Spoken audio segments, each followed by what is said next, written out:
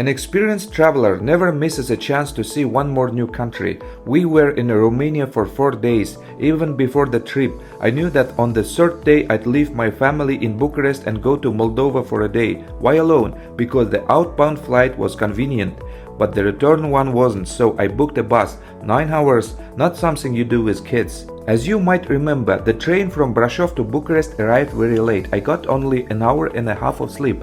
I even thought about skipping Chișinău altogether, but I still went. The center of Bucharest was deserted at night. I got on the wrong bus and only realized it at the final stop. I was left in some dark, unfamiliar place, but I quickly figured it out and made it to the airport.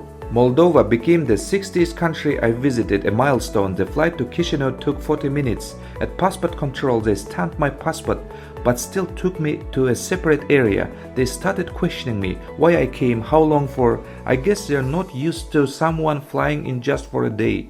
That was a first for me. Outside, a woman came up to me and asked where to get breakfast. I told her I just landed myself.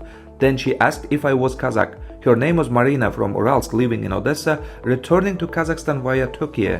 I offered to get breakfast together. We got on a trolley bus. The conductor was punching paper tickets like in the 90s. It took about 30 minutes to the center. We had breakfast in a basic cafe. Nothing fancy, but the prices were higher than in Almaty. They didn't even serve omelets. We walked to the cathedral. It's small, in the middle of a little park. Across the street, the government house. In front of it, a street food festival was going on. Then Marina left. Her flight was after lunch. Chișinău's sites can be covered in a couple of hours. There are very few, and the ones that exist are small. You don't feel the government is trying to attract tourists. With nothing else to do, I went to museums. First, the Ethnography and Natural History Museum. The collection was weak compared to Helsinki. Taxidermy was crude, proportions were off, but the building itself in an Eastern style was nice. Then I walked to the cascade and the lake below. Supposed to be a public space, but no infrastructure, not even one open cafe. Some roads in the center were damaged, curbs chipped. I went to the History Museum, very average, provincial level. Had lunch at an Uzbek place. They played Kazakh music.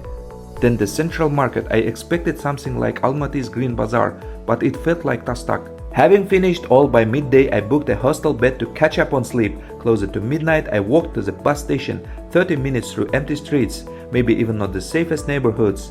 The bus left at 1 a.m. At the border, a Moldovan officer got on, collected passports, later handed back by the driver. A few minutes later, a Romanian officer boarded. I handed him my passport and fell asleep. The driver woke me up. They were calling only me. I went down, no questions asked, just a long pause. Then they stamped and let me through. Chișinău feels like a